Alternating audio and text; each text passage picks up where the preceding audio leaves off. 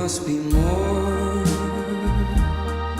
than I want you. You released your first full-length album titled Angel Face, which came out on September 22nd, with 13 songs. You bring your audience back to 1964 with lots of love stories and very powerful lyrics that encapsulate the stages of the romance's truest sense. In the music industry, artists tend to feel the pressure of making mainstream music to conquer the audience, more specifically the Gen Z. And then there's you, a 20-year-old musician with inspirations from the 40s, 50s, and 60s. How do you feel knowing that you have a space to show the transition to your own voice and knowing that you can show who you really are as a singer? Wow. I mean, this record for me is obviously feels like a bit of a passion project in a way, like while also being funded by amazing folks who believe in the music. And I think that I just think it's really exciting. Like I think to have put out a project that I'm just as much of a fan of as I feel like a fan would be, is something I've freshly experienced. Obviously we've released music before and that music's been very different. It's been more personal and has been about moments of my life. But this is a record that has characters and that is within that different sound that you don't hear a lot at the time in modern music. And so, I didn't really feel like, because this is the debut record, and it is quite the ambitious thing to release a debut record that is also a conceptual record that is also within a style that is not prevalent in modern music, except, through examples like Until I Found You. And so there's a bit of a trust that, there is a desire for it. But I felt no pressure to make modern music in the modern world. I think that I just felt, kind of a self-pressure to make something that was great. And I think that pressure led us to make something really great. And, but even in it just was so much fun creating it. I didn't feel like what I had before. I felt very free and excited, and it was great. It's really great. It's awesome. Thank you. There's a very particular song on the new record titled Doesn't Do Me Any Good that plays part in the album's larger love story arc about the troubadour and Evangeline in 1964. This song can be described as a painful conversation between these two characters. So on that note, how was the experience of writing different perspectives for your record? Oh, wow. I think, well, first and foremost, Be More was the first song we wrote for the record, and it kind of set the standard for the heart in which we were writing these songs and the level of class we want to write within our lyrics. And I think it's interesting because, this story wasn't planned out. These characters weren't planned. This concept didn't exist until the songs did. And it's funny because, as the songs were being written naturally, without any efforts to make it cohesive with the story, they all just ended up being that way. And they all ended up being a cohesive thing. And I think with that song in particular, it's this devastating conversation and these different perspectives, like with Be More, it's that longing for that love with no one knows. It's singing about the hardships and their deep love. And I think that all those things are incredibly important. I think that there was no it was just kind of an accident, which I feel like a lot of these things tend to be a little bit.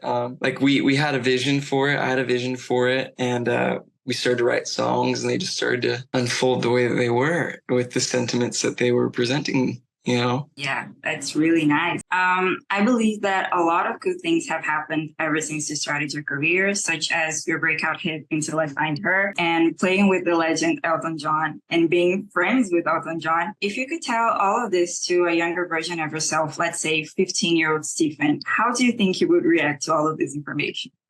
I think he'd be very blown away. I think he wouldn't have been ready for it for sure. I think he would have been like, oh man, that's a lot. It's a lot. That's a lot going on. I think this career is very, it's a very big adjustment for sure. I think that 15-year-old me would be very overwhelmed by all of it. So, but it's good now. It's good now. But I think it would have been very cool. It would have been just as cool. I think he would have been more excited about having written a record with Ben Schneider from Lord Huron, because I'm still such a huge Lord Huron fan. And so I felt like I was 15 all over again when I was in the room, but I felt ready for it. So I think it was very cool. It was very, very, very cool. Yeah. Nice. A very fanboy moment. Yeah. If you could describe the album with just one word, what would it be and why? Maybe human. I don't know. I'm just human. I feel like this record is very human in the sense that it sings about every bit of the humanity that love finds itself in, which, is full of longing and heartache and, grace and passion and all those things. And I think that this record just is all of that. And I think that's a lot of humanity. I think that there's not that humanity is all about love, but I mean, love is just in everything, and those feelings that love kind of gives you can be found in everything, so yeah, I'd probably say that. It's very human. All right. Picture this. If you were the headline of a festival and you could perform 3 of your favorite artists that are alive, who would you choose? Oof. Wow. Oh my gosh. I'm not very sure. It's hard to pick. I mean, obviously like it'd be fun to play a show with Lord Huron. That'd be really great. It'd be fun to play a show with maybe Hamilton Lighthouser. That'd be great as well. Maybe I don't know. I've got my few that I really, really love, like a lot, that I would want to play with more selfishly so I could just watch them play, kind of thing. I don't know. Brandi Carlile would be amazing. She's wonderful. So yeah. The experience of performing a song live must be something very unique, especially being able to hear the crowd singing lyrics that you put your heart out to write. How would you describe this feeling of sharing this experience with your audience? It feels very beautiful. I think that whenever the guys and we get to play, it's because we're serving others. We get to serve others with the music, and it's far less about us on stage, and it's all about, the moments that are happening in the crowd. And I think for me, it's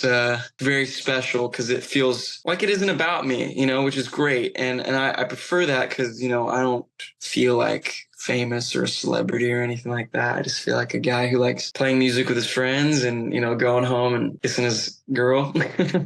And that's about it. So it's it's not a bad feeling for sure to go and do that.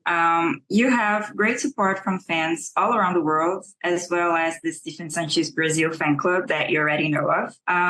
What's it like to know that people so far away from your home admire you and your work? Like, did you ever think about playing all of these places as well? I mean, it's amazing. I mean, yeah, I think that it's an obvious answer to a great question. Like, it feels good to have people who are so supportive, and it can be overwhelming. I think just the love that can come with playing music, and it's such a weird job. It really is. It's such a weird, strange job. But I love it. It's been really nice, and have good support from people who love me. That feels good. So I was wondering if there's a line of a song from your new album that somehow got stuck on your mind and became your favorite, or like just keeps changing from time to time.